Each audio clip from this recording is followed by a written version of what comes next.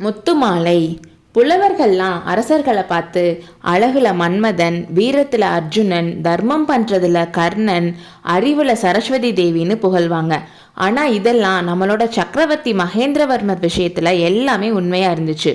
நிறைய விஷயத்துக்கு அவர் உதவி செஞ்சனாலையும் அவரோட திறமைக்கும் அவரோட அறிவுக்கும் நிறைய புனைப்பெயர்கள், அதாவது நிக்நேம்ஸ் அவருக்கு இருந்துச்சு. மகேந்திர சக்கரவர்த்தியோட காலத்துக்கு 300 வருஷத்துக்கு முன்னாடி வடநாட்டிலிருந்து பண்டிதர்கள், கவிஞர்கள், சமண முனிவர்கள், புத்த பிக்ஷுக்கள்லாம் நம்ம தென் திசையில் வந்து அவங்களோட மொழி, மதம் இதெல்லாம் பரப்பிட்டு இருந்தாங்க. தமிழ் மொழியை விட சமஸ்கிருதமும் பிராகிருதமும் தான் கொஞ்சம் மேலே இருந்துச்சு. நம்ம சக்கரவர்த்தியோட புனைப்பெயர்கள் ஏறக்குறைய வடமொழியில் இருக்கிறத வச்சே அது உண்மைன்னு நம்ம புரிஞ்சுக்கலாம். அதுக்கப்புறம் திருநாவுக்கரசர், பொய்கையார் இவங்கள்லாம் தமிழ் மொழியில் பக்தி பாடல்கள் பாடி அது நல்ல பிரபலமாகி அதுக்கப்புறம் தான் தமிழ் மொழி மறுபடியும் தலை தூக்க ஆரம்பிச்சிச்சு.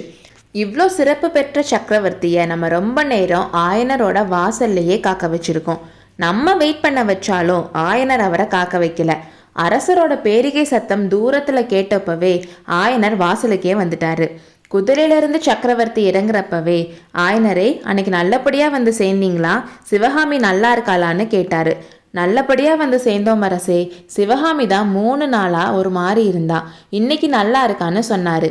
சக்கரவர்த்தி வந்தா உட்கார்றதுக்காகவே ஆயனர் ஒரு கல் சிம்மாசனம் செஞ்சிருந்தாரு.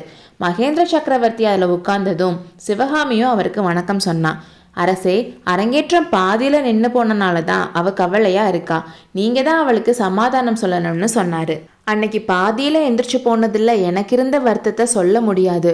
அவ்வளோ பெரிய செய்தி வராம இருந்திருந்தா நான் போயிருக்க மாட்டேன்னு சொன்னாரு. நானும் கேள்விப்பட்டேன் பிரபு. நம்ம நாட்டுக்குள்ள படையெடுத்து வராங்களாமே, எவ்வளோ தைரியம், என்ன துணிச்சல்னு ஆயனர் ஆத்திரத்துல சொன்னாரு.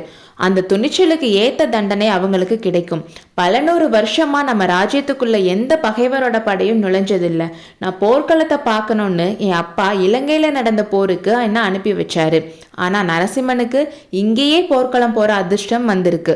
நம்ம ராஜ்யத்துக்குள்ள சலுக்கர் படையெடுத்து வரனால இருக்கிற கோபத்தை விட சிவகாமியோட அரங்கேற்றம் பாதியில நின்னதுதான் ரொம்ப கோபம் வருது. அந்த தப்புக்கான தண்டனையை அவங்க கண்டிப்பா அனுபவிச்சே ஆகணும்னு சொன்னாரு சக்கரவர்த்தி. இதை கேட்டதும் ஆயனர் ரொம்ப பெருமையா சிவகாமியை பார்த்தாரு. அரங்கேற்றத்தன்னைக்கு நான் நிறைய திட்டம் வச்சிருந்தேன், எதுவுமே நடக்காம போயிடுச்சு.